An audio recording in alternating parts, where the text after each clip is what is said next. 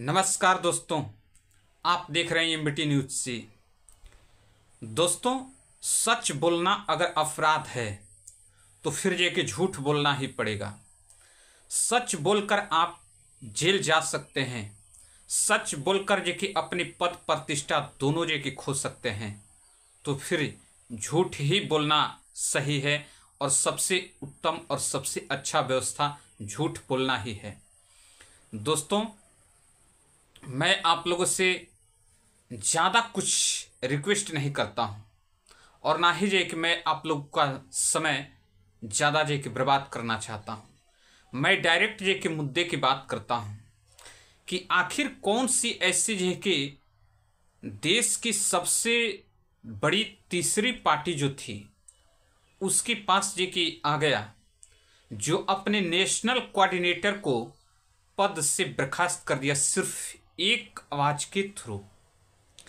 सिर्फ एक आवाज उन्होंने सीतापुर में जेके लगाई और उसके बाद मायावती के पास कौन सी ऐसी जेकी आफत आ पड़ी जिसके वजह से आकाश आनंद को पद से बर्खास्त कर दिया गया और हटा दिया गया। देश में सुप्रीम कोर्ट है, सुप्रीम कोर्ट में डीवाइस चंद्रचूड़ साहब एक ऐसे व्यक्ति हैं जो सरकार के हलक में हाथ डालकर बाहर निकाल लेते हैं हर बात को, और शायद उन्हीं के जैसे बात करने वाला 2014 से लेकर और 2024 तक की सफर में पहला एक ऐसा व्यक्ति था जो खुलकर दिल और दिमाग से जे की बातें देश के लिए किया करता था और 2024 में नया नया स्टेज संभाला था। लेकिन मैं समझ नहीं पा रहा हूं और मैं आप लोगों से पूछना भी चाहता हूं कि क्या उसको यह सिला दिया गया है, यह जो कि उसको सजा मिली है, क्या यह सही है या गलत है? मायावती क्या जो है कि भारतीय जनता पार्टी के चाणक्य नीति में, अमित शाह के चाणक्य नीति में फंस चुकी है, या भारतीय जनता पार्टी और मायावती के बीएसपी बहुजन समाज पार्टी के अंदर जे की कुछ गुप्त मीटिंग, कुछ गुप्त ऐसी जे की बातें हो गई है, सीक्रेट डील हुआ है, जिसकी वजह से तमाम जे कि बहुजन समाज साथियों के दिलों पर आज क्या कहा जाए ऐसी स्थिति ये कि उत्पन्न ये कि हुआ है।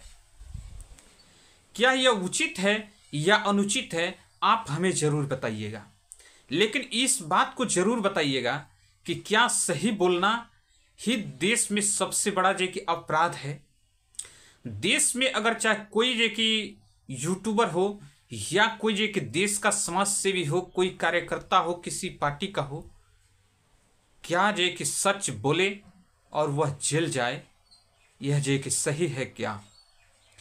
ध्रुव राठी को आप लोग जानते हैं। ध्रुव राठी जी की देश से बाहर थे, तमाम तरीका के जी की उनके ऊपर जे कि आरोप लगाए गए कि एक देशद्रोही बाहर से बैठकर जे कि देश के बारे में ऐसी बातें कर रहा है। ध्रुव राठी जब अंदर आए तो तमाम तरीके के उन पर जे कि आरोप जे कि लगाने का प्रयास किया गया। जब कहीं से पकड़ में नहीं आए तो अब बीजेपी आईटी सेल उनके पीछे पड़ चुकी है। यही है जे कि भारतीय जनता पार्टी और यही है हिंदू राष्ट्र और यही है हिंदुत्व की कड़ी। जो सच बोल रहा है, पावर में जे कि अपनी आवाज को, लोगों की आवाज को बुलंद करने का प्रयास कर रहा है, उसे ऐसे दबाया जा रहा है जैसे वह चाय से मक्खी को निकालकर बाहर फेंकने के समान। इस स्थिति में सोचिए देश किस दिशा में जा रहा है। सच बोलकर मैंने भी इस समस्या से अभी तक जूझते चला आ रहा हूं। समझ से ये कि हर बात जे कि परे रहती है, बात समझ में नहीं आता है कि किस स्थिति में जे कि यह इस बार का चुनाव और किस स्थिति में इस बार का गणित राजनीति हो रही है। भारतीय जनता पार्टी कांग्रेस के ऊपर जो कि एकदम से आक्रामक जो कि है वह कड़ा रुख जो कि अख्तियार करती है। चुनाव आयोग खामोश रहता है, आचार संहिता का उल्लंघन करती है, खामोश रहता है। लेकिन दोस्तों, जब पाप की घड़ा भर जाती है तो उसे फूटना ही पड़ता है। और 3 चरणों का चुनाव जो कि हो चुका है। जिस तरीक़े से बीएसपी बहुजन समाज पार्टी ने लोगों के साथ जो कि धोखा किया, या कौन सी मजबूरी है जिसको बिना बताए आकाश आनंद को नेशनल कोऑर्डिनेटर पद से बर्खास्त कर दिया गया, हटा दिया गया। अब जो है कि समझ पाना बड़ी मुश्किल और कठिन लग रही है। तो पाप की जो घड़ा है ना, वह जो कि 2024 में निश्चित ही फूटेगा और दूध का दूध और पानी का पानी होना संभव ही होगा।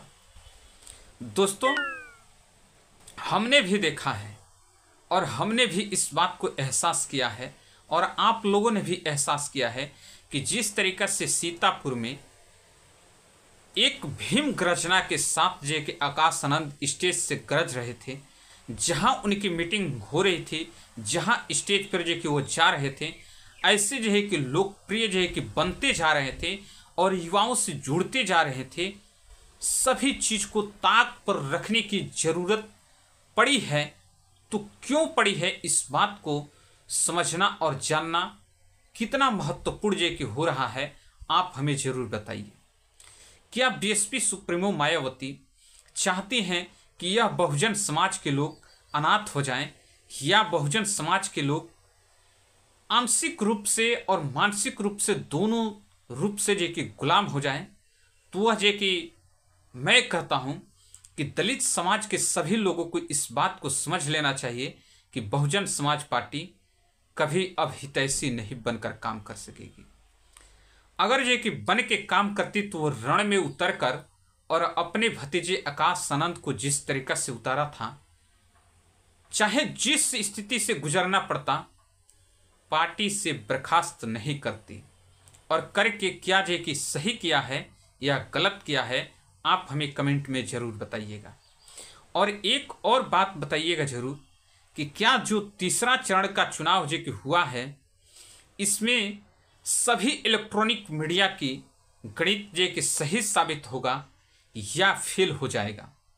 क्योंकि हमारे हिसाब से, मैं इसी बात का बार बार रिपीट करता हूं कि हमारे हिसाब से 2024 में सत्ता परिवर्तन के लोग प्यासे हो चुके हैं और एकदम से एक ही पुरजोर अपील कर रहे हैं कि अब जो है कि दोबारा सत्ता में ऐसा शासन हमें नहीं चाहिए। राहुल गांधी आए या ना आए, लेकिन ऐसा शासन देश में कतई नहीं चाहिए जो लाइन ऐसे जी की लगा दें जैसे कि आप बाहर हैं तो दोषी हैं, अंदर आए तो निर्दोष हैं। बलात्कारी स्टेज से जो कि भाषण करता है, भारतीय जनता पार्टी के स्टेज से भाषण करता है और वह स्टेज से निर्दोष साबित होता है, और वही एक साफ सुथरा कोई छवि का इंसान काम करता है तो वह दोषी हो जाता है। दोस्तों, सूरत कांड आप लोगों ने देखा है, चंडीगढ़ मेयर चुनाव कांड आप लोगों ने देखा है, लेकिन जिस सीट से अमित शाह चुनाव लड़ रहे थे, कल उन्होंने जो कि वोट डाला है, 39 लोग जो कि पर्चा दाखिल किए थे और 16 लोग लगातार जो कि अपनी पर्चा वापस कर लिए, और कुछ ही प्रत्याशी बचे जो भारतीय जनता पार्टी के खिलाफ जो कि खड़े हैं।